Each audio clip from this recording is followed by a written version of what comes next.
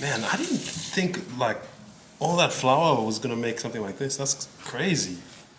Damn. Looks good. Man, it feels like Pillow.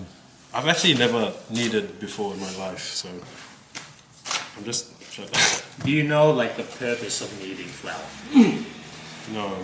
Okay, so you know gluten, the thing everyone's afraid of, right? It's the protein. That's protein that's in the flour that makes it stretchy, right?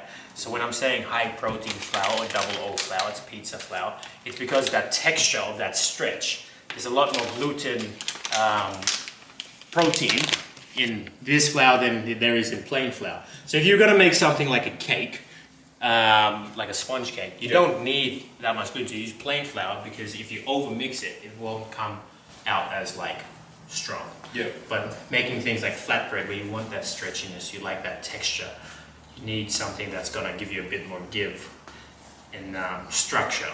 So Gotcha. when you're kneading flour, you're working the protein and the gluten in it to give it more stretchiness. Okay. So you're folding it to create these layers of gluten protein.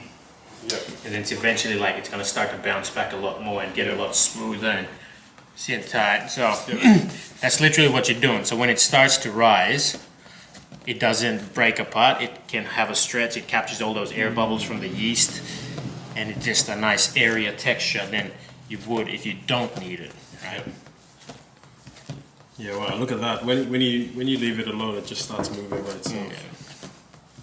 And the yeast. What is the yeast like? So yeast is a leavener, so it adds carbon dioxide into your product. Like it'll start reacting and pushing air it'll make it rise and all that good stuff. So it creates texture in it. If we didn't put it in there, we'd have to roll it out pretty thin. Yeah.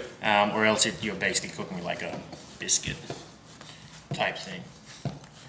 You see how it's getting nice and smooth? Yeah. It's because those structures aren't just breaking apart anymore like that. Yeah. They're now stretching and creating a smoother surface, right? So that's all the gluten working. So if you were to do this with something that's gluten-free, like corn flour, you'd never get it this smooth. No. Right? No. Yeah, that's a lot of information. Yeah, that is. Yeah, I'll try to remember that. That's great.